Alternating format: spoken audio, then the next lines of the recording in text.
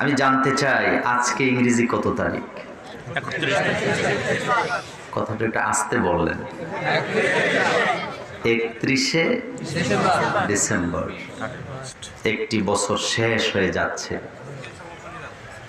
মাত্র 2 ঘন্টা পরে আপনার আমার জীবন থেকে 2020 নামক সালটি জীবনের জন্য বিদায় নেবে।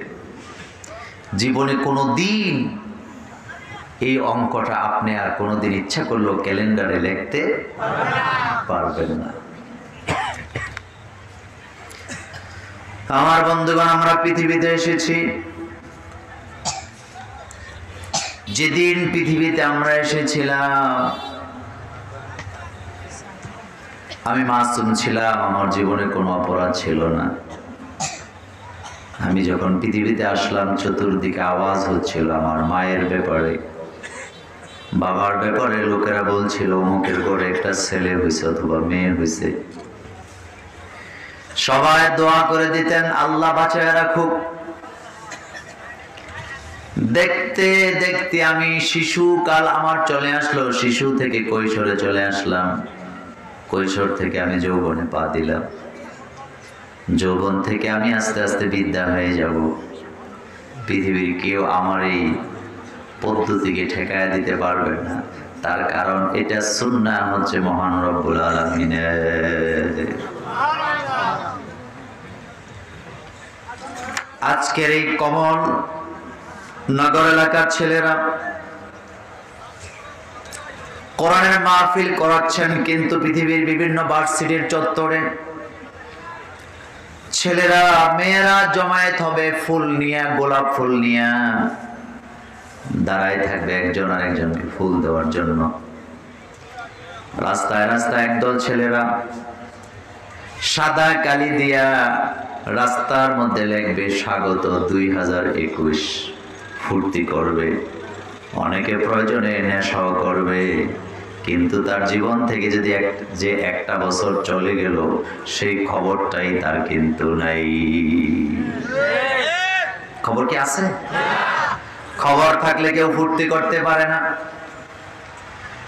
কোন কিছুর বিয়োগে ফুর্তি হয় না, ফুর্তি হয় যোগে। আমি বুঝাইতে পারি নাই? বিয়োগ, বিয়োগ বুঝেন তো? মাইনাস। এই বিয়োগ কখনো ফুর্তি দেয় না, ফুর্তি দেয় যোগ। আল্লাহ যদি বলতেন গোলাম 2020 সাল চলে গেছে, তোমার বয়স আর 1 বছর বাড়লো, তাইলে না খুশি হওয়ার কথা। কিন্তু আল্লাহ বললেন গোলাম একটা বছর চলে গেল মানে তোমার জীবন থেকে 1 বছর চিরতরে বিদায় নিল। এই বছরটা জীবনে কোনোদিন ফিরে পাওয়ার সম্ভাবনা নাই। যারা চাকরি করেন, চাকরিতে শেষ অবস্থায় আছেন, জীবনটা যদি একটু মিলান চিন্তা যদি করেন তাহলে দেখবেন মনে হয় যেন পলকের মধ্যেই জীবনটা শেষ হয়ে গেছে। আমি মোল্লা নাজিম আমার ব্যক্তিগত কথা বলি, আমার জীবন থেকে 42টা বছর চলে গেছে। কয় বছর? 42। আর আসতে কোন কয় বছর? আমি 2টা কথা বলবো, একটা হলো বাস্তবতা, আরেকটা হলো হাদিসের কথা। বাস্তবতাটা হলো আমি যদি আমার বাবার সমান হায়াত পাই তাইলে আমি আরো বাঁচবো 30 বছর। জোরে বলেন কয় বছর? আর আমি যদি আমার বাবার সময় হায়াত না পাই, রাসূলের হাদিস অনুযায়ী যদি আমি হায়াত পাই, তাইলে আমি আর মাত্র 28 বছর বাঁচবো। এর উপরে বাঁচার কোনো রাস্তা আমার জন্য খোলা নাই। আমরা কোন নবীর উম্মত? এত আসতে বললে হবে না। আমরা বিশ্ব নবীর উম্মত। আমাদের জীবনে হায়াতের একটা ক্যাটাগরি আছে। আদম আলাইহিস সালাম বেঁচে ছিলেন 1000 বছর। বিভিন্ন নবীদেরকে এইভাবে করে আল্লাহ হায়াত দিলেন। কিন্তু আমরা যারা মুহাম্মদ সাল্লাল্লাহু আলাইহি ওয়াসাল্লামের উম্মত, আমরা কিন্তু এত হায়াত পাবো না। কারণ আল্লাহর নবী বলেছেন, আন আবি হুরায়রা রাদিয়াল্লাহু তাআলা আনহু قال قال رسول الله صلى الله عليه وسلم عمر উম্মতি মিন 60 সানাতান ইলা 70 সানাতান। আল্লাহ নবী বলেন আমার উম্মতের হায়াত হলো 60 থেকে 70 বছর, এর ভিতরেই আমার উম্মত দুনিয়া থেকে বেশিরভাগ বিদায় হয়ে যায়। সুবহানাল্লাহ, আস্তে কোন কত বছর? 60 থেকে 70 বছর। এটা মোল্লার কথা না আল্লাহর কথা? বিশ্বনবী বললেন আমার উম্মতের ভিতরে হায়াত হলো 60 থেকে 70 বছর। এটা তিরমিজির হাদিস। আমার স্পষ্ট মনে আছে, একদিন আসরের নামাজ পড়ার জন্য বাবার সাথে হাত ধরে ধরে মসজিদে যাচ্ছিলাম। আমার আব্বা আমাকে আসরের নামাজের পরে মসজিদ থেকে বের হওয়ার পরে আমার হাত ধরে, আমি বাবার ছোট সন্তান, আমাকে বলেছিলেন বাবা আমি আর বেশি দিন বাঁচবো না, তার কারণ হলো তোমার দাদা হায়াত পাইছে 63 বছর, আমার 1 বছর বেশি হয়ে গেছে, আমার মন বলে আমি বাঁচবো না। আমি হাসি দিয়ে বললাম আব্বা আপনি তো গায়েব জানেন না। আমার বাবা বললেন বাবারে হায়াতেরও কিন্তু একটা বংশের ব্যাপার আছে। আমি মিথ্যা বলছি না আমার ভাইয়েরা, যেই বছর আমার বাবা এই কথাটা বলেছিলেন তারপরের এই বছরে আব্বা এতেকাফে বসলেন, এতেকাফ থেকে বের হলেন, 3 দিন পরে আমার আব্বা দুনিয়া থেকে বিদায় হয়ে গিয়েছে। রমজানে এতেকাফে বসছে, রমজানের ঈদের 3 দিন পরে দুনিয়া থেকে বিদায়। আমি কথাটা কেন বললাম? হায়াত আমাদের একেবারেই সীমিত। মুহাম্মদ সাল্লাল্লাহু আলাইহি ওয়াসাল্লামের উম্মতের জন্য হায়াতকে সীমিত করে দিয়েছেন কে? আল্লাহ। তবে আমাদের জন্য আল্লাহ একটা বরকতের ব্যবস্থা করেছেন, সেটা হলো অন্য নবীর উম্মতেরা 1000 বছর ইবাদত করে যেই পরিমাণ সওয়াব পাইতো, আমাদেরকে এক রাতে তার চেয়ে বেশি সওয়াবের ব্যবস্থা করে দিয়েছেন কে? কোন রাত? লাইলাতুল কদর। আর রাসূল বলেন কয় রাত? কোন রাত? লাইলাতুল কদরি খায়রুম মিন আলফি শাহর। ও যুবক ভাইরা, তাইলে আমি বুঝাইতে চাইলাম বিয়োগে ফুর্তি হয় না, ফুর্তি হয় আরো জোরে বলেন। এই কথার বাস্তবতা আছে না নাই? আমার বন্ধুগণ, বিশ্বনবী আমাদেরকে বলছেন আকসিরু যিকরা হাযিমিল লাযযাতিল মাউত, আকসিরু যিকরা হাযিমিল লাযযাতিল মাউত। মৃত্যুকে স্মরণ করো। নবীদেরকে মৃত্যু ছাড়েন নাই, রাজাদেরকে ছাড়েন নাই, প্রজাদেরকেও ছাড়েন নাই। যত বড় আলেম হোক, পীর হোক, মরা লাগে কি লাগে না?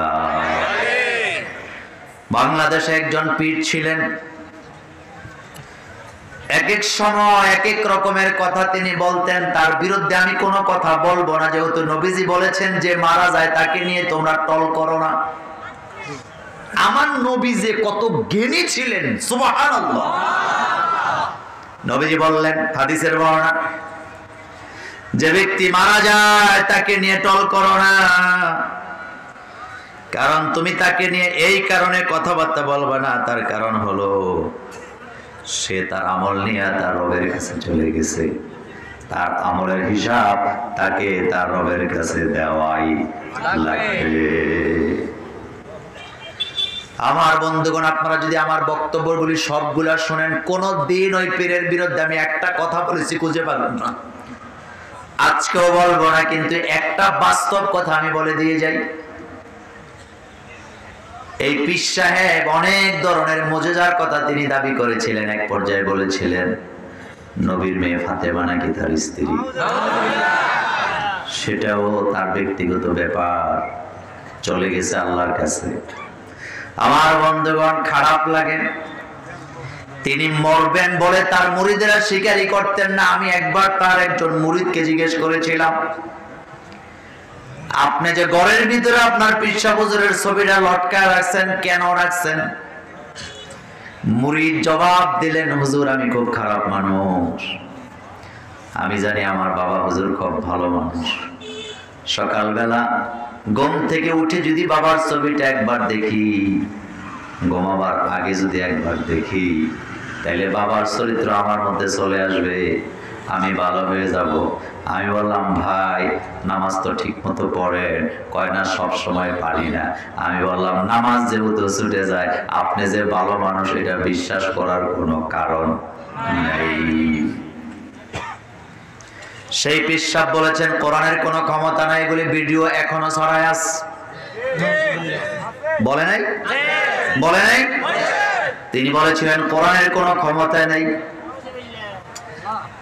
মাঝে মধ্যে বলতেন স্রষ্টা নাকি তার সাথে কথা বলে। যেদিন মারা গেলেন তার ছেলে সাক্ষাৎকারে বললেন আব্বা মরে নাই, আল্লাহর সাথে সাক্ষাৎ করতে গেছে, আবার কয়দিন পরে ফেরত আসবে।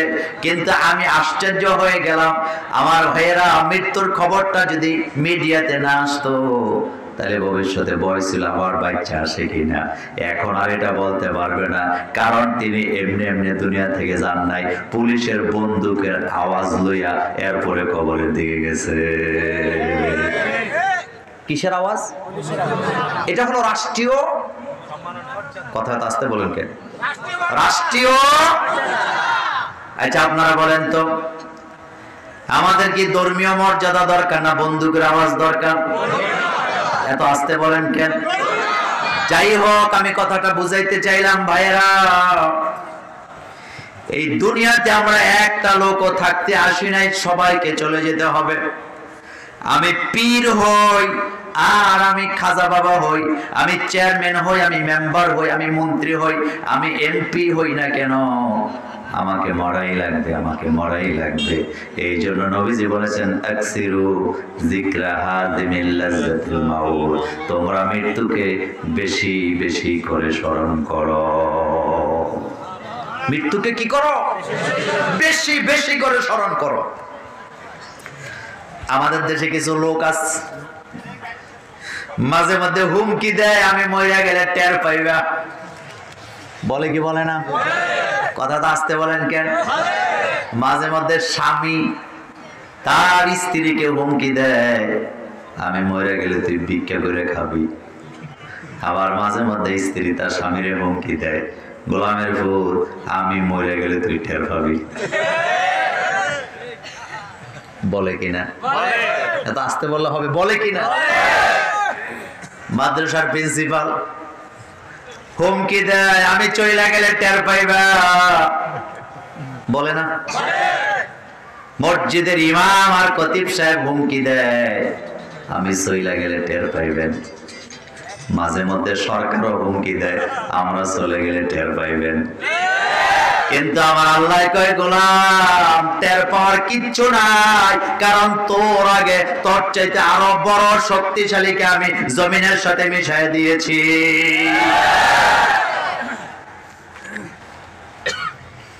এটা রাজনৈতিক বক্তব্য মনে করেন না, এটা বক্তব্য রাজনৈতিক নয়। একজন কবি বলেছেন कैसे कैसे ताजदारी रानिया सजा दिया, कैसे कैसे ताजदारी रानिया सजा दिया, तन बदन सब गल गई है शक्ल सूरत क्या हुआ। কই বলেছেন কত রানী মহারানী মুকুট পরা রানীকে দুনিয়া থেকে আল্লাহ বিদায় করে দিয়েছেন, তাদেরকে স্বর্ণ অলংকার সহ জমিনের নিচে দাপন করে দেওয়া হয়েছে। জমিন তাদেরকে এমন ভাবে খেয়ে ফেলেছেন সুন্দর শেকল চেহারা বাকি রাখেন নাই, এমনকি একটা হাড্ডি কেউ ছেড়ে দেন নাই। এখন ঠিক আসতে কইলেন কেন? আপনাদের কমলনগরে কবরস্থান নাই? খুঁজেন না যাইয়া? 100 বছর আগে যাদেরকে মাটি দিছেন একটা হাড্ডি কি খুঁজে পাওয়া যাবে? বর্তমান বাংলাদেশের প্রধানমন্ত্রীর নাম কি? আর আসতে কোন আজকের থেকে 100 বছর পরে আপনি যদি মাইক্রোস্কোপ যন্ত্র দিয়েও খুঁজেন কবরের তিনাকে যেখানে সমাহিত করা হবে ওই জায়গা থেকে তিনার একটা হাড্ডিও খুঁজে পাবেন না। আমি মোল্লা নাজিমেরটাও পাবেন না, আমার হুজুরেরটাও পাবেন না। এটাই হলো আমার আল্লাহর সৃষ্টির রহস্য। আমার যুবক ভাইয়েরা মাঝে মধ্যে বাপ মারে হুমকি দেয় অমক মাইয়ারে বিয়া না করাইলে আমি মরে যাবো। নাই বলবো বলবো এরকম হুমকি দেয় না? অমকরে না দেখলে আমি মইরা যাম, অমকরে না পাইলে মইরা যাম। সারা দুনিয়ার নারীদেরকে তার সামনে হাজির করেন, সে বলবে মানি না, ওইটাই চাই। আবার কিছু মেয়েরাও কয় অমকরে চাই, নাইলে বাসুম না। মেয়েদের আবেগ কম না বেশি? আমি এখানে ফতোয়া দিতে আসি নাই। ইসলাম খুব সূক্ষ্মভাবে আলোচনা, ইসলাম খুব সূক্ষ্ম চিন্তা করে। ইসলাম বলেছেন কোন মেয়ের গার্ডিয়ান না থাকলে বিয়ে শুদ্ধ হবে না। আজকের পৃথিবীর পরিবেশবিদেরা, মানসিক বিজ্ঞানীরা, এই যে কি বলে ব্রেনের চিকিৎসকেরা, হার্টের চিকিৎসকেরা, শারীরিক চিকিৎসা যারা করেন, মানসিক চিকিৎসা যারা করেন, তারা বলে দিয়েছেন ইসলাম যেটা বলে সেটাই ঠিক। তার কারণ হলো মেয়েদেরকে যদি পারমিশন দেওয়া হতো নিজের মতো করো, ইচ্ছা মতো বিয়ে করো, তাইলে বুয়া বাড়ির মায়া রিক্সাওয়ালারে বিয়ে করার সম্ভাবনা আছে না? এটা বৈজ্ঞানিক সত্য কথা। ইসলাম বলেছে নারীরা নিজের সিদ্ধান্ত নিজে নিতে পারবে না। কেন পারবেন না? কারণ মেয়েদের একটা বয়স আছে, আবেগে ভরা। বুয়া বাড়ির মায়া, চৌধুরী বাড়ির মায়া রিক্সাওয়ালারে, সিএনজিওয়ালারে পছন্দ করে বাইকে যায়। এজন্য ইসলাম এখানে নিরাপত্তা দিয়েছে না। এখানে বাপ মার একটা কি আছে, ওপিনিয়ন আছে। কারণ বাপ মা বুঝে তার ভবিষ্যৎ কোনটা ভালো হবে। সুবহানাল্লাহ আছে না? ইসলামের ভিতরে বিয়েতে একটা কথা আছে, কুফু। কুফু মানে সমতা। কুফু মানে কি? সমতা। অর্থাৎ বুয়া বাড়ি আর ফকির বাড়ি কিন্তু বিয়া হইলে ভবিষ্যতে ফোটা ফোটা দেওয়ার সম্ভাবনা আছে না? নাই। এই জন্য বিয়ে হইতে হবে সমানে সমানে। কিন্তু মেয়েটা সিএনজি দিয়ে সব সময় কলেজে যায়, একেবারে কালো একটা সিএনজি ড্রাইভার। কালো হওয়া কিন্তু দোষের কিছু না। আমি আমার বাস্তব জীবনের কথা বলছি। হোমনা থেকে একটা ছেলে এত কালো, এত চিকনা, একটা সুন্দরী মেয়েকে নিয়ে আসছে বিয়ে করার জন্য। আমি যে আমার অফিসের পাশে নিয়ে আসছে, ওখানে কাজী অফিস। আমি সেখানে হাজির হয়েছি প্রায় 8 বছর 9 বছর আগের কথা। ছেলের সাথে ছেলের বাপও আছে। কোর্ট ম্যারেজ হবে। কি ম্যারেজ? Court marriage. আজকে এই পয়েন্টটা দিয়ে যাই। কোর্ট ম্যারেজ তোমরা যারা রেকর্ড করছো, এটা একেবারে এইভাবে দিবা। পৃথিবীতে বাংলাদেশের আইনে, পৃথিবী নয়, বাংলাদেশের আইনে কোর্ট ম্যারেজ বলতে কোনো ম্যারেজ নাই। বাংলাদেশের আইনে, পারিবারিক আইনে কোর্টের কোন এখতিয়ার নাই বিয়া পড়াবার, ম্যাজিস্ট্রেটের কোন এখতিয়ার নাই বিয়া পড়াবার, এমনকি উকিলদের কোন এখতিয়ার নাই বিয়া পড়াবার। বিয়ে পড়াবে শুধুমাত্র মোল্লারা, আর রেজিস্ট্রি করবে কাজীরা। কথা বুঝেন নাই? কথা বুঝেন নাই? কোর্টের কোন এখতিয়ার নাই। তবে আপনারা কইবেন হুজুর কোর্ট ম্যারেজ তো করে, এটা হলো শুভঙ্করের ফাঁকি। এটা পুরাটাই ফাঁকি, এটার আইনের কোনো ভিত্তি নাই। আপনারা কইবেন হুজুর এত কথা বলেন কেন? আমিও কিন্তু বাংলাদেশের একজন মুসলিম ম্যারেজ রেজিস্ট্রার, সেটা নাই বা বললাম। আমার ভাইয়েরা, কোর্টে যে বিয়ে করায় এটা টোটালি ফাঁকি। এটার কোনো ভিত্তি শরীয়তেও নাই, বাংলাদেশের আইনেও নাই। বাংলাদেশের গভর্নমেন্ট কোনো আদালতকে, কোনো ম্যাজিস্ট্রেটকে অথবা কোনো উকিলকে এই পারমিশন দেয় নাই যে তুমি বিয়ে করাইবা। হ্যাঁ, তাহলে তারা কি করে? তারা একটা হলফনামা দেয়। এই হলফনামার অবস্থা হলো, একটা কাগজের মধ্যে লিখে দেয় পোলার নাম অমক, মায়ের নাম অমক। মেয়ে বা তার বক্তব্যের মধ্যে লেখে আমার নাম জরিনা বেগম, আমার বাপের নাম অমক অমক মিয়া, আমার মার নাম অমক, আমার বয়সে তো আমি সাবালক, নিজের বুঝ নিজে বুঝি। আমি কয়দিন আগে ওই অমক সিএনজি ড্রাইভার অমকের ভালোবাসছিলাম, তারে না পাইলে আমি মইরা যাবো। আদালত পারমিশন দেন আমি যেন তারে বিয়ে করে সুখী হই। আসলে সুখী হয় না, কয়দিন পরে বদনা দিয়া বাড়াবাড়ি মারামারি করে, বাতের প্লেট দিয়ে মারামারি করে। একটা বিয়েও এই পৃথিবীতে সুখী নাই যারা ভাগ্যা বিয়ে করে। আপনি কালকে জরিপ করে বদনা দিয়া ঢিল মারে, বাতের প্লেট দিয়ে ঢিল মারে। কেন মারে? কারণ এখানে আল্লাহর রহমত নাই। আল্লাহর রহমত আসবে তখন ঝাড়ু দিয়ে পিড়ে। ঠিক বলছে তো, স্যান্ডেল দিয়েও পিটে, একটা আরেকটা রে এরকম নাই। তাহলে ভালোবাসা গেছে কই? চলে গেছে। যখন ভালোবাসছে হলক নামাই লেখ কিছু চাই না, তোমার যদি পাই গাছতলায় জীবনটা কাটায় দেব। ও যুবক, বাস্তবতা বড় কঠিন। ও আমার যুবতী বোনেরা, বাস্তবতা বড় কঠিন। একজন কবি বলেছে, অভাব যখন দরজা দিয়া উকি মারে, ভালোবাসা তখন জানালা দিয়া পালায়া যায়। বাস্তব জীবন বড়ই কঠিন, বড়ই কঠিন। ভাগ্যা বিয়ে করো না, নিজে নিজে বিয়ে করো না, এই বিয়ে কিন্তু শুদ্ধ হবে না।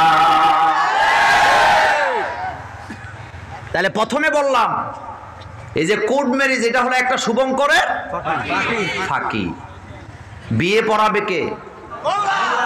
আর কাবিন রেজিস্ট্রি করবে মুসলিম ম্যারেজ রেজিস্টার, ওনারা এটা রেজিস্ট্রি করে দিবেন। এছাড়া বিয়ে শুদ্ধ হবে না। আর কোর্টে যেটা করে, এটা একটা হলফনামা দিয়া এরপরে একটা ফাঁকি আপনাদেরকে দেয় আর কি। এরপরে লোকেরা ভয় পেয়ে যায়, আরে বাপরে, কোর্টে যায় বিয়ে হইছে, শক্ত হইছে। আসলে মূল বলতে কিছুই না। কথাটা কেন বললাম আমার ভাইয়েরা? কোন মেয়ে একক সিদ্ধান্তে বিয়ে করলে বিয়ে শুদ্ধ হবে না। ভবিষ্যতে যে বাচ্চা কাচ্চা হবে, শরীয়তের হুকুমে ওই বাচ্চা কাচ্চা বৈধ না অবৈধ?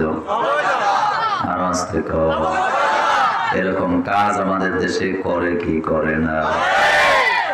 তো ওই ঘটনা বলছিলাম, মেয়েটা সুন্দর, অনেক সুন্দরী মেয়ে, ছাত্র জীবনের কথা বলছি তো। এখন যে কাজে বিয়ে পড়াবেন, আমি তাকে বললাম, রাখো, আমার কথা আছে। ছেলেরে জিজ্ঞেস করলাম, তোমার চেহারা সুরত তো ভালো না, তুমি কি করো? কই হুজুর সিএনজি চালাই। আমি কই কোন টাইপের বিড়ি খাও? কই হুজুর বিড়ি খাই না, আমি গুলির সিগারেট খাই। আমি বললাম, আমি যেভাবে কথা বলি, আমি বললাম, ভাই রে, তোর গায়ের কালার আর মায়ের গায়ের কালার তো মিলে না। কই হুজুর ফ্যাম করে আইছি। কি করে আসছি? বিশ্বাস করেন, মিথ্যা বলছি না। আমি দুইটার ছবি রেখে দিছিলাম পাসপোর্ট সাইজের, এখনো খুঁজলে আমার অফিসে পাওয়া যাবে ছবিগুলা। এই দুইটারে পরে আমি বললাম, এই মেয়ে, তোমার বাপ মা কোথায়? মেয়ে কয়, বাপ মা বাড়িতে। তো তুমি আসছো কেন? কয়, আমি ওনারা ছাড়া বাঁচবো না। আমি যেহেতু আদালত নয়, বিচার নয়, ছাত্র জীবনের কথা, আমি তখন হাসি দিয়ে বলছিলাম, ও যুবক, তুমি তো সিএনজি চালাও। মেয়ের সামনে বলে দিই, এত সুন্দর মেয়ে তোমার সাথে চলে আসছে, আমি ভবিষ্যৎবাণী করে দিলাম, আমি তো গায়েব জানি না, এই মেয়ে 3 মাস পরে তোমারে ফালায় আবার ফুটুস হয়ে যাব। ঠিকই 4-5 মাস পরে ও আইছে। আসার পরে আমারে খুঁজতেছে। একজন আসে, হুজুর আপনার একজন খুঁজে। আমি বললাম, আসতে বলো। আমার অফিসে আসছে, কান দেয়ার কয়, হুজুর আমার জীবনে যা আছে সব লয়ে তাই বাড়ি গেছে।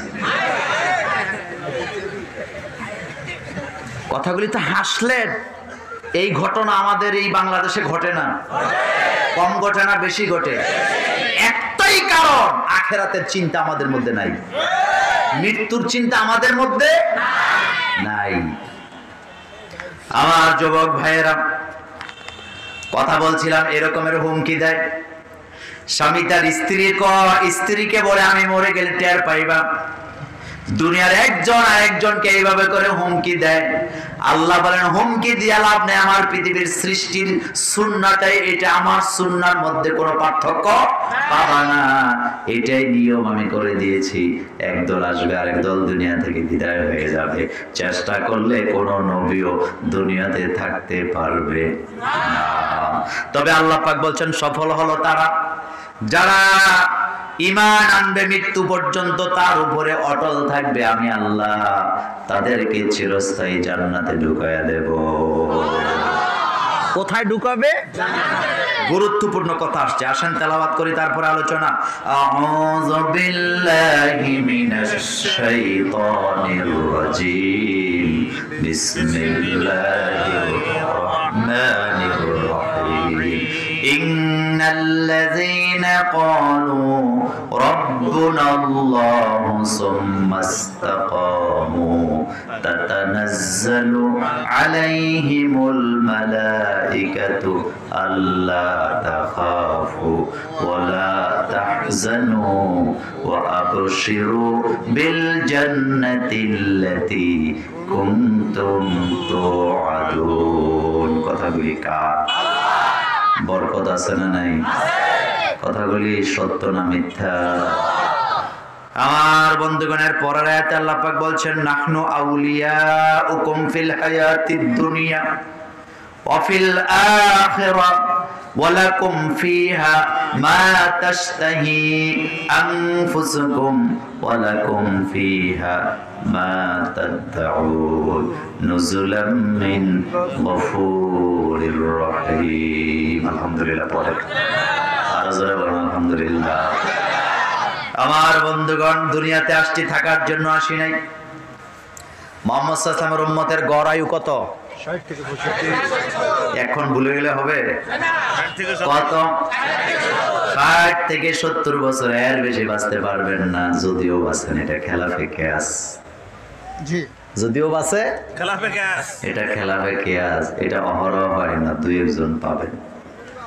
যেমন গতকালকে একজন দেখলাম 114 বছর বয়সে মারা গেছে, কিন্তু মরতে যে হবে এতে কোনো সন্দেহ নাই। এই মৃত্যুর ব্যাপারে আমাদের দেশে অনেক শিরিক গুনাহ ছড়ায় আছে। আমার বন্ধুগণ, আল্লাহ পাক বলছেন ওয়ালিকুল্লি উম্মাতিন আজাল ইযা জাআ আজালুহুম লা ইস্তাখিরুন। প্রত্যেকটা মানুষের জন্য নির্ধারিত আছে মৃত্যু। 1000 বার চেষ্টা করে মৃত্যু থেকে পালাতে পারবে না। কচ্ছপ চিনেন আপনারা? এক বেচারা ওয়াজে গেছে, আমাদের প্রিন্সিপাল হুজুর ওয়াজ করছেন মৃত্যু যেখানে যেভাবে হওয়ার সেভাবেই হবে, পালাতে পারবে না। এবার লোকটা স্বপ্নে দেখলেন তার মৃত্যুর সাথে কচ্ছপের সম্পর্ক। কচ্ছপ চিনেন তো? আপনারা কি বলেন? অনেক এলাকায় কাঠো বলে, কাসিমও বলে। বেচারা স্বপ্নে দেখলেন এই কাসিমের সাথে তার মৃত্যুর সম্পর্ক। এলাকায় বাজারে যায়, কয় বাড়ি বিক্রি করবো, গড় বিক্রি করবো। লোকেরা বললেন কেন? কয় না সেই কথা বলবো না, বাড়িঘর বিক্রি করে পাহাড়ের উপরে যায় বাড়ি করছে। বাড়ি করে ডেলি একবার দরজায় বয়ে বয়ে মুছে তেল দেয়, আর মনে মনে কর কাসিম এখানে আসতে পারবে না, কচ্ছপ এখানে আসতে পারবে না, আমার জীবনে মৃত্যু হবে না। মুছে কি দেয়? বউ কয় তুমি মাঝে মধ্যে এখানে বসে বসে মুছে তেল দেওয়ার হাসো কেন? কয় না তোরে বলবো না। কয় বলা লাগবে। কয় না বলবো না। ঝগড়া চলছে। কিছুদিন যাওয়ার পর প্রচন্ড বৃষ্টি হলো।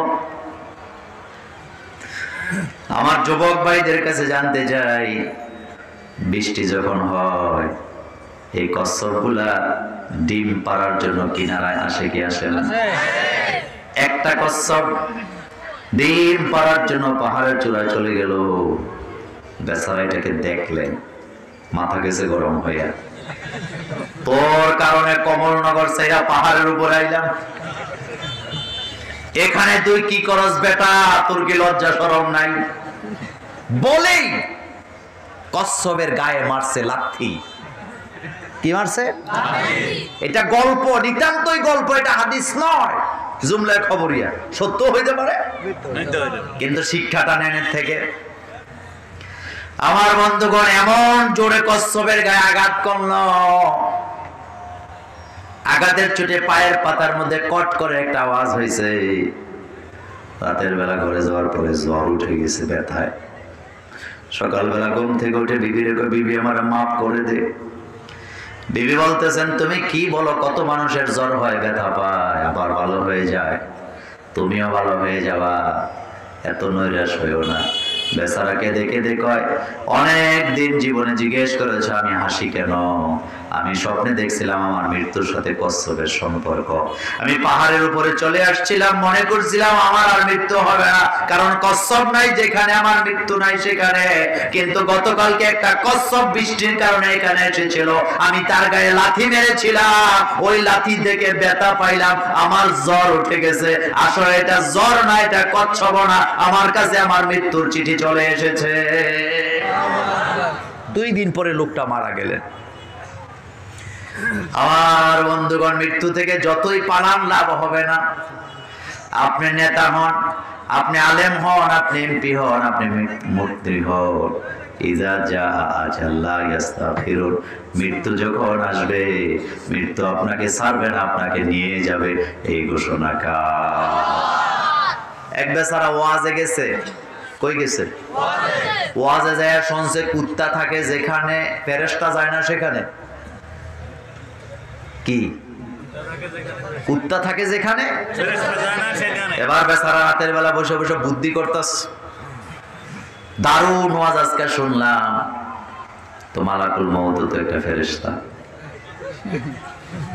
আমি যদি কতগুলা কুত্তা লালন পালন করিয়া চতুর্দিকে বডিগার্ড হিসেবে লাগায় রাখি, ফেরেশতাও আসবে না, আমার মৃত্যু হবে না। চালাক আর কি, অতি চালাকের এত আসতে বললে হবে? অতি চালাকের অনেকগুলো কুত্তা চতুর্দিকে থাকে, উনি মাঝখানে থাকে। এমন কুত্তা হলো আমাদের দেশেও আছে। কুমিল্লা থেকে বেশিরভাগ বাসে উঠা হয় না, মাঝে মধ্যে উঠি। কুমিল্লা থেকে রয়্যাল কোচে উঠলাম, এসি বাস। আমার পরে দেখলাম এক বেচারা কুত্তা একটা কুলে উঠছে। কন্ডাক্টরে কয়, ভাই কুত্তা কার? কয়, আমার বউয়ের। তা আপনার কোলে কেন? কয়, আমার কোলেই থাকে। কন্ডাক্টর কয়, ডগ মামা বাড়া দিয়া যাও। সবাই হাসতাস। কাশপুরের ব্রিজটা যখন পার হয়েছে, এবার বেচারা কুকুর পায়খানা করব। কি করবে? এবার বেচারা কয়, এই বাসের ড্রাইভার গাড়ি থামা, আমার কুকুর পায়খানা করবে। বাসের ড্রাইভার কয়, এক কুত্তার আরে কুত্তার লগে ধাক্কা মেরে ভাড়ায় দে। এদের ইজ্জত সম্মান নাই। এই রকমের একটা লোক, অনেকগুলো কুকুর চতুর্দিকে, মাঝখানে উনি। আমাদের প্রিন্সিপাল হুজুরের সাথে দেখা। হুজুর কয়, বেটা কুত্তার মহব্বতে তো বাড়লো কেন? হঠাৎ করে কুত্তা লয়ে চলো, কারণ নাকি? কয়, হুজুর এটা বলা যাবে না। হুজুর কয়, বেটা বলো। কয়, হুজুর কারো কাছে কইেন না, অমুক জায়গায় মাহফিলে গিয়ে শুনছি কুত্তা থাকে যেখানে, ফেরেশতা যায় না সেখানে। তা আমি অঙ্ক মিলিয়ে দেখলাম, মালাকুল মউত তো একটা ফেরেশতা, এই জন্য চতুর্দিকে কুত্তা থাকে, আমি মাঝখানে থাকি, আমি যেন না মরি। এবার হুজুর হাসি দিয়া কয়, বেটা ভালো চালাকি তো করছো, অতি চালাকের গলায় ধরি। বেটা কুত্তা মরে কি মরে না? বেচারা কয়, হ্যাঁ হুজুর, কুত্তাও তো মরে যায়। এবার হুজুর হাসি দিয়া কয়, বেটা তোর কাছে ভালো ফেরেশতা আসবে না, কুত্তা মারে যেই ফেরেশতায়, তোরে ধরবো সেই ফেরেশতায়। এটাই হচ্ছে ইজা জা আজাল। বলেন, ইজা জা আজালুহুম লা ইস্তাগফিরু। মৃত্যু যখন আসবে, আমোদ ফুর্তি চলবে না, মরা লাগবে কি লাগবে না। হযরত সুলাইমান আলাইহিস সালাম মসজিদ আকসার কাজ করতেছেন। এই হাদিস আপনারা জানেন, রাওয়ায়াতে বানি ইসরাইলাতে আসছে। সুলাইমান আলাইহিস সালাম লাঠিটা এই জায়গায় লাগায় এভাবে বসে আছে। জিনেরা মসজিদে আকসার কাজ করতেছেন। মালাকুল মউত হাজির হলেন। মালাকুল মউত এসে বললেন, হুজুর আল্লাহ আমাকে পাঠাইছে আপনাকে নিয়ে যাওয়ার জন্য। সুলাইমান আলাইহিস সালাম বললেন, আমার যেতে কোনো আপত্তি নাই, আমি তো আমার আল্লাহর সাথে সাক্ষাৎ করতে চাই, কিন্তু মসজিদের কাজটা এখনো বাকি রয়ে গেছে। আমি যদি চলে যাই, জিনেরা এই কাজ করবে না। আল্লাহ জানাই দিলেন, সুলাইমান তোমার দায়িত্ব যতটুকু ততটুকু তুমি পালন করেছো, বাকি মসজিদের কাজ কিভাবে হবে তুমি সেটা চিন্তা করতে হবে না, বরং তোমার মৃত্যু এসে যে তুমি চলে আসো, বাকি মসজিদের কাজ তোমার আল্লাহ সমাপ্ত করে দেবে। এই কথার দ্বারা প্রমাণ করে আমরা মরে গেলেও দুনিয়া থাকবে না, দুনিয়া চলবে কি চলবে না। আপনাদের চোখের সামনে 2 বছর 1.5 বছরের বাচ্চা ফেলায়া বাপটা মরে যায়, লোকেরা জানা যায় যে কাদের আহারে এই সংসারটার কি হবে, বাচ্চাগুলির কি হবে, কিন্তু ভবিষ্যতে দেখা যায় ভবিষ্যৎও চলে, জীবনও চলে, ওই বাপের জন্য কিন্তু ছোট নাবালক বাচ্চার জীবনও আটকায়া থাকে না। কথা ঠিক বলি নাই আমি? কথা ঠিক বলি নাই? ইযা জাআ আজালুহুম, মৃত্যু আসবে, আসুক, সেটা ব্যাপার নয়, কিন্তু আজকে যেই কথাটা আমি বলতে চাই আমার ভাইয়েরা, আল্লাহ পাক বলেন ইন্নাল্লাযীনা আমানু ইন্নাল্লাযীনা ক্বালু, নিশ্চয়ই যারা বলে রব্বুনাল্লাহ, আমাদের রবকে, আর আস্তে কোন, আমাদের খাওয়ায় কে, আমাদের লালন পালন করে কে, আমাদের বাসায় কে, আমাদের মারে কে, নাকি হুজুররা করে? বিশ্বাস করেন কোন ডাক্তার আপনার জীবন দিতে পারবে না। ডাক্তার যদি জীবন দিতে পারতো তাহলে ডাক্তাররা মরে কি মরে না? বাংলাদেশের সবচেয়ে বড় হার্টের ডাক্তার এটাকে মারা গিয়েছিল গত বছর, এটাকে আপনাদের মনে আছে? যারা হার্টের চিকিৎসা করে তারা বোধহয় মরে না, আর বাঁচতে কম।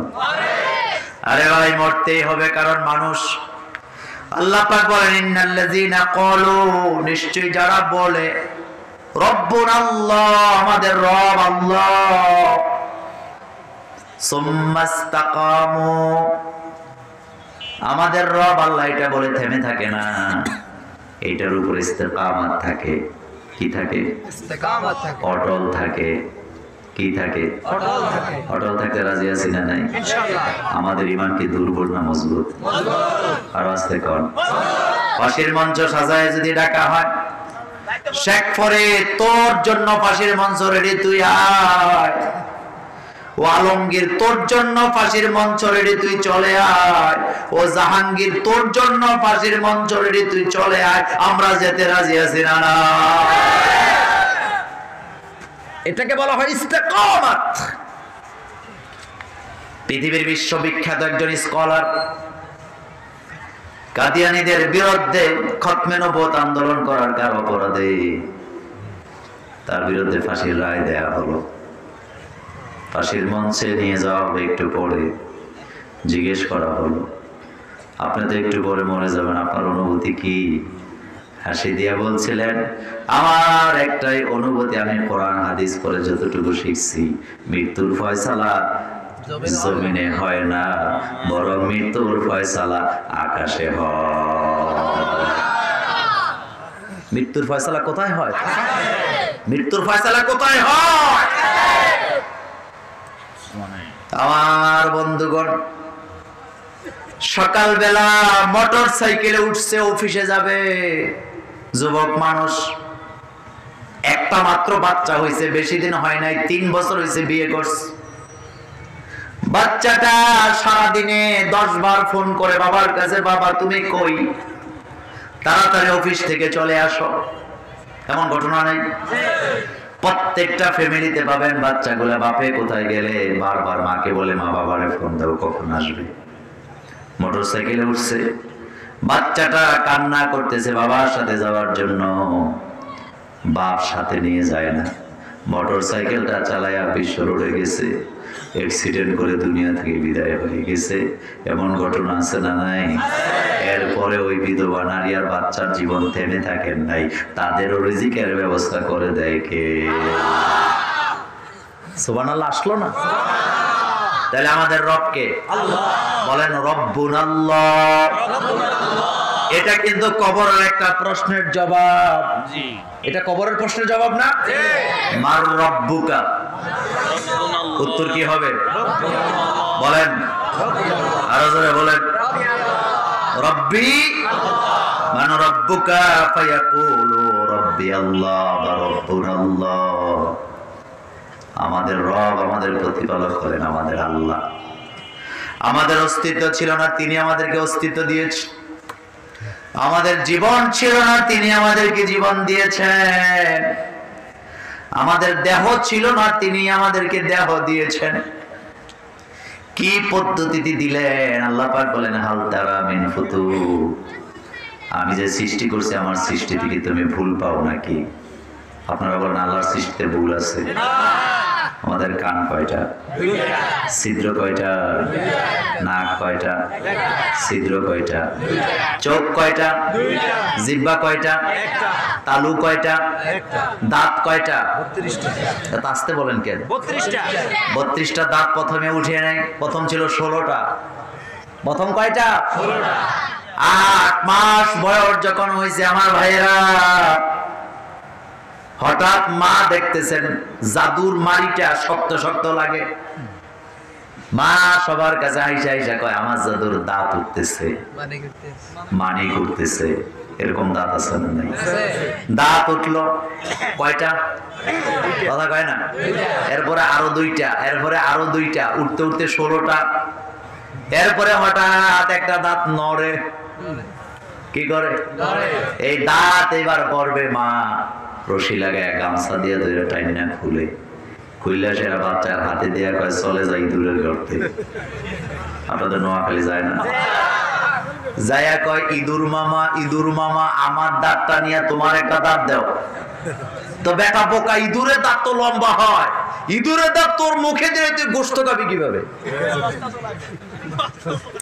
ইঁদুর মানুষের মামা হয় কিভাবে আমার বুঝে আসে না। এরপরে মানুষের আরেকটা মামা আছে, সেটা হলো শিয়াল মামা। গবেষণা করলাম যে শিয়াল মানুষের মামা হয় কেমনে। পরে দেখলাম কিছু বুদ্ধিজীবীরা শিয়াল রে মামা বানাইছে। তো যারা শিয়ালের বাগিনা, তাদের বুদ্ধি যে কদ্দুর এটা তো আমাদের জানা হয়েছে। আহারে, বুদ্ধিজীবীরা বিপদে আছে না নাই? বুদ্ধিজীবীরা বড্ড চালাক, বুঝদের সাথে জীবনেও বসে না না বুঝে একদিন বইয়া চান্দু এমন বিপদে পড়ছে, ডাইনেও যাইতে পারে না, বামেও যাইতে পারে না, বিপদ আছে না। শিয়ালকে যারা মামা বলে ডাকে, তাদের থেকে বুদ্ধি নিলে কপালে কাকড়া ছাড়া আর কিছু জুটবে না। বুদ্ধি যদি নিতে হয়, জ্ঞান যদি নিতে হয়, আল্লাহর কোরআনের কাছ থেকে নাও। শিয়াল আমার মামা হবে কেন? শিয়াল যদি আমার মামা হয়, তাহলে আমার মা কার সন্তান? কথা বলে না। আমার মা কার সন্তান? কপালের মধ্যে ঝাড়ু দিয়ে পিটানোর দরকার। আল্লাহ পাক বলছেন তোমরা মানুষ, তোমরা শিয়াল নও। قد كرمنا بني آدم حملناهم في البر والبحر। আল্লাহ পাক বলেন তোমরা হলো বনি আদমের সন্তান, তোমাদেরকে মর্যাদা দিয়ে বানানো হয়েছে। এক একটা বনি আদমের সন্তানের মর্যাদা আল্লাহর কাছে আছে না? না। সে আল্লাহ পাক বলছেন ইন্নাল্লাযিনা ক্বালু, যারা বলে রব্বুনা আল্লাহ, আমাদের রব আল্লাহ, সুম্মাস্তাকামু, এই কথার উপরে অটল থাকতে রাজি আছে না নাই? ওই যে মূল কথায় আছে, যুবক ভাইদের জন্য কথা, যৌবনের তাড়নায় কিছু হয়তো প্রেম প্রীতি করে কি করে না? বিয়ের আগে প্রেম করা হালাল না হারাম? অনেকে কয় আমারটা হালাল প্রেম। ওয়ালা মুত্তাখিজাতি আখদাম। আল্লাহ পাক বলেন খবরদার লুকায় লুকায় প্রেম করবা না। মানে বিয়ের আগে হারাম। আর এটা বৈধ করে কিছু কিছু যুবক আছে, ওয়াজও শুনে প্রেমও করে। এনতে যাইয়েই মেসেজ দিব যে মোল্লা নাজিম ভাইয়ের ওয়াজ থেকে আইছি। হাই ঘুমাইছো নাকি?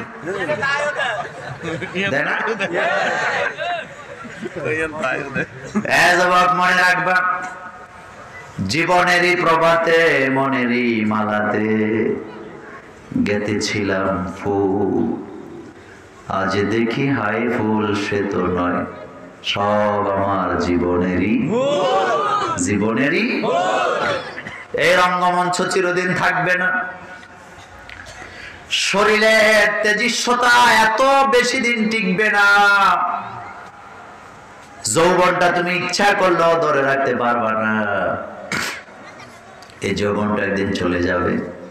আল্লাহ নবী বললেন বুখারীতে, যৌবনকালে যে সমস্ত যুবকেরা আল্লাহর ইবাদতে জীবনটা কাটায় দেয়, ওই যুবকগুলাকে আল্লাহ আরশে আযমের ছায়ার নিচে জায়গা দিয়ে দিবে।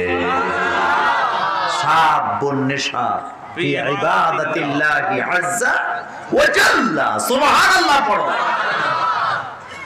যৌবনের ইবাদতের মূল্য কথা আমি একটা ঘটনা বলবো, হাদিস নয়, এটা ঘটনা। গুগলে সার্চ করলে পেয়ে যাবা।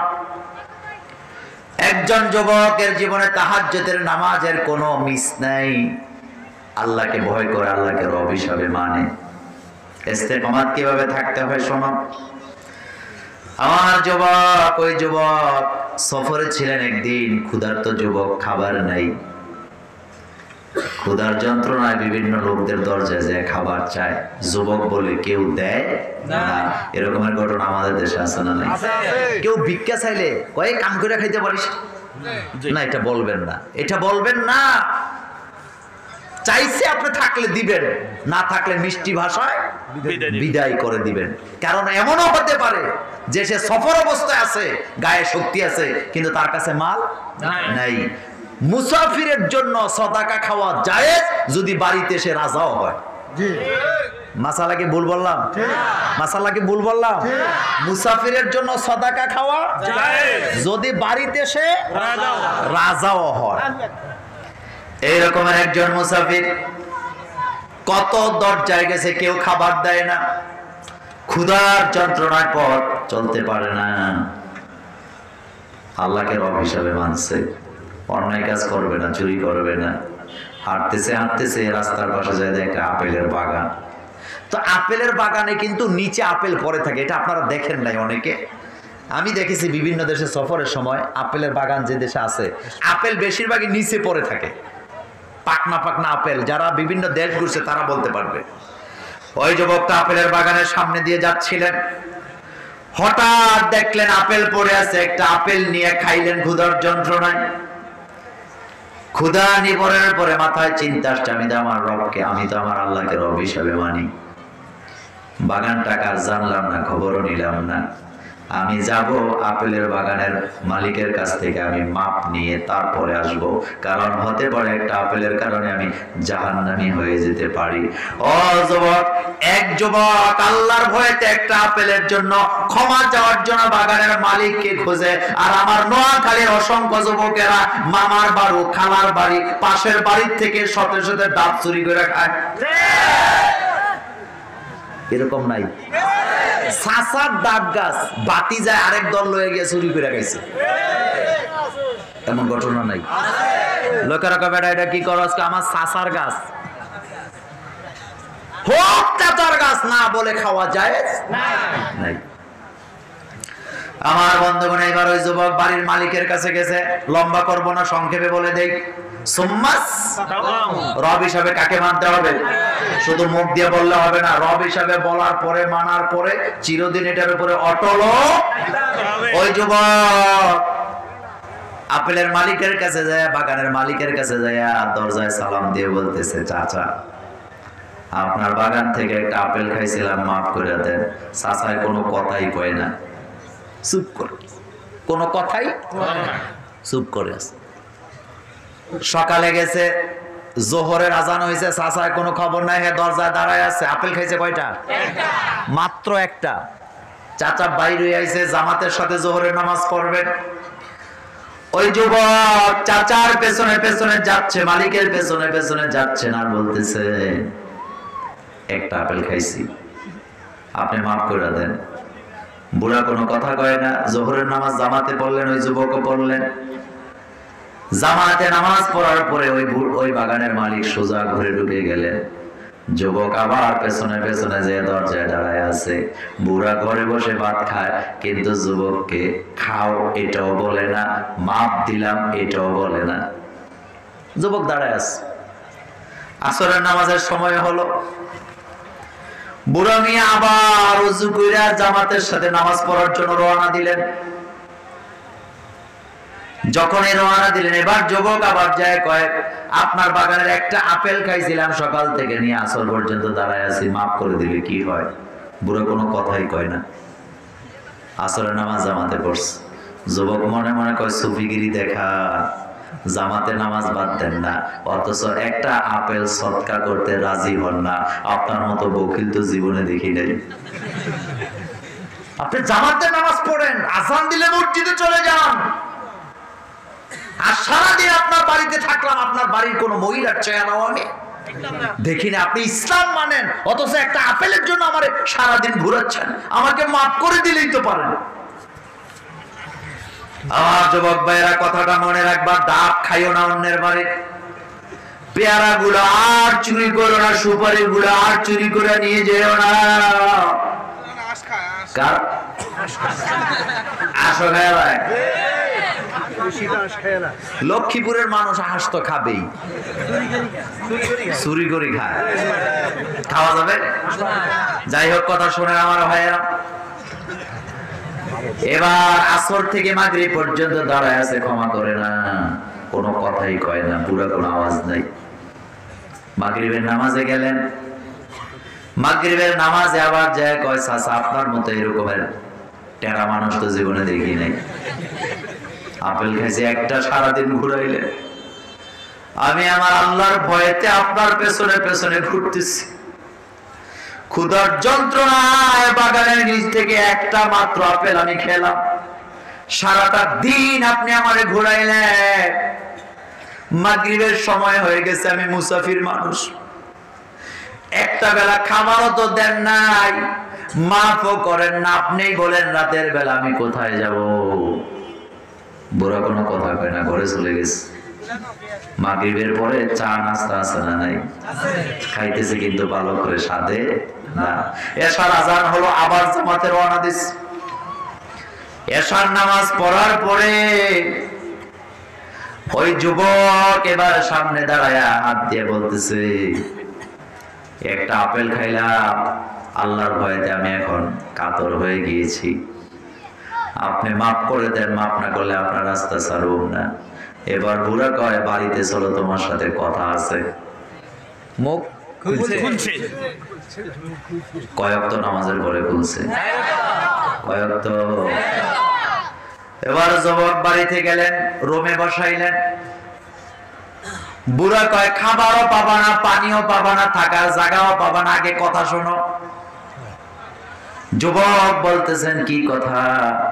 কয়, তুমি কি আপেলের মাপ নিতে চাও? কয়, হ্যাঁ চাই। তুমি কি আল্লাহরে ভয় করো? কয়, হাই করি, দেখেই তো সারাদিন আপনার পেছনে পেছনে ঘুরলাম। বুড়া বলতেছে, আমি একটা শর্ত দেব, শর্ত যদি মানো আপেল মাফ করে দেব, শর্ত যদি না মানো মাফ করা হবে না। হাসরের ময়দানে জান্নাতের রাস্তাটা আটকায় দেব। যুবক কেঁদে কেঁদে বলে, ও আমার চাচা, আপনি আমার রাস্তা আটকাতে হবে না, যেই শর্ত দিবেন সেই শর্ত মানতে আমি যুবক রাজি। এবার বুড়াকে, আমার একটা মেয়ে আছে। কি আছে? কালো, ল্যাংড়া, বোবা, কানা, যত অগুণ আছে সবগুলো আমার মেয়ের মধ্যে আছে। মেয়েটা বিয়ে দেওয়ার মতো পাত্র খুঁজে পাই না, কে করবে বিয়ে? তুমি যদি আমার মেয়েটা বিয়ে করো, তোমার আপেলের অপরাধ মাফ করে দিলাম। আমি আর আপনি যদি হইতাম, কইতাম, বেটা তোর আপেল তুই খা, আমি গেলাম, বলতাম না? যুবক চোখের পানি ছেড়ে দিয়ে বলে, আমি আমার আল্লাহকে আমার রব হিসাবে মানি।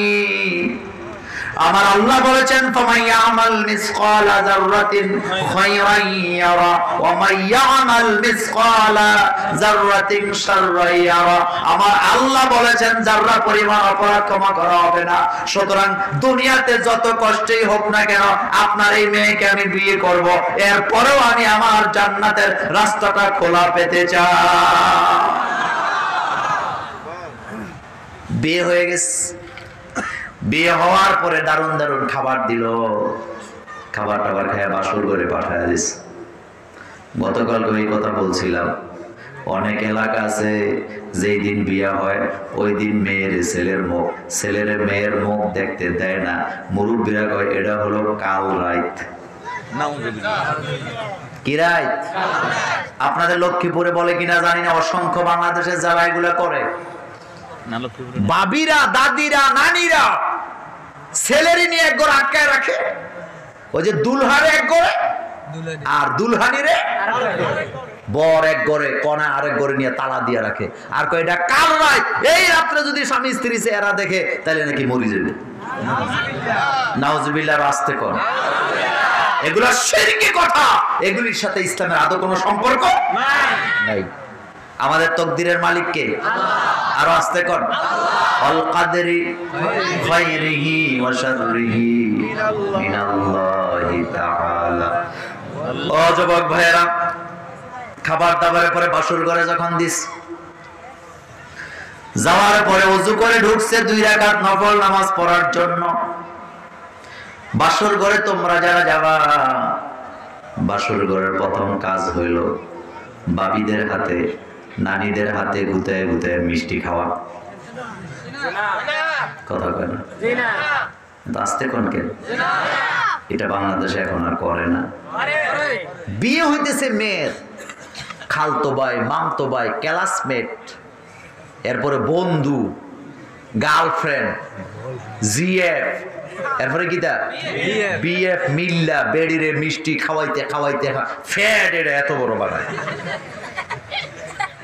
এগুলির সাথে ইসলামের কোনো সম্পর্ক নাই। খাওয়ায় না, খাওয়ায় না, মিষ্টি খাওয়ায় একজনে চামচ দিয়া ছবি তোল, এরকম দেয় না, দেয় না, দেয় কিনা? এগুলির সাথে ইসলামের কোনো সম্পর্ক নেই। এগুলি ফাহিশা কাজ, এগুলি নোংরামি কাজ। ওয়াল্লাযীনা হুম আনিল লাগবি মুরিদুন, এই কাজের সাথে আমাদের কোনো সম্পর্ক নাই। মাইয়ায় ফোলারে, ফোলায় মাইয়ারে, অর্থাৎ বিয়া না কিন্তু এমনি খাওয়ায়, বন্ধু বান্ধবীরে খাওয়ায়। ক্লাসমেট আছে 20 জন ফোলা, সব দিকে ফোন করছে, কয় আগামী দিন আমার বিয়া, তোরা কিন্তু আইস। কয় আমু না, মানে তোরে মিষ্টি খাওয়াইতে হবে না? জুতা দিয়ে ফিরানোর দরকার, ফাজিল কোথাকার। কষ্টের জ্বালায় কথাগুলি বলি, এই ঘটনাগুলি বাংলাদেশে ঘটে কি ঘটে না?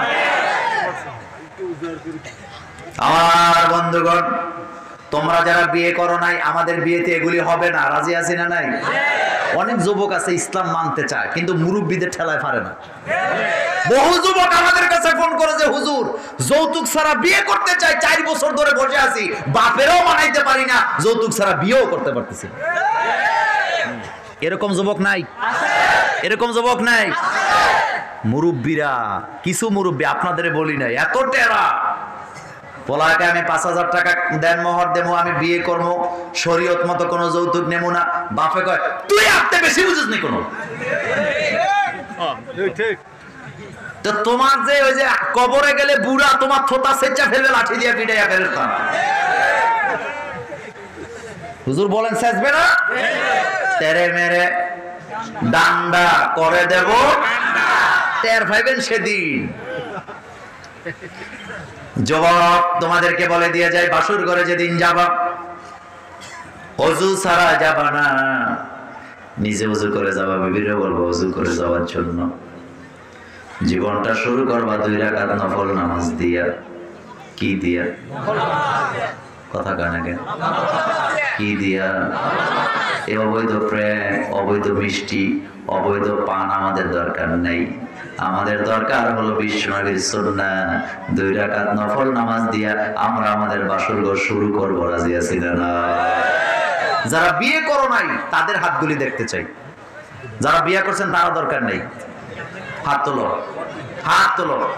যারা বিয়ে করো নাই,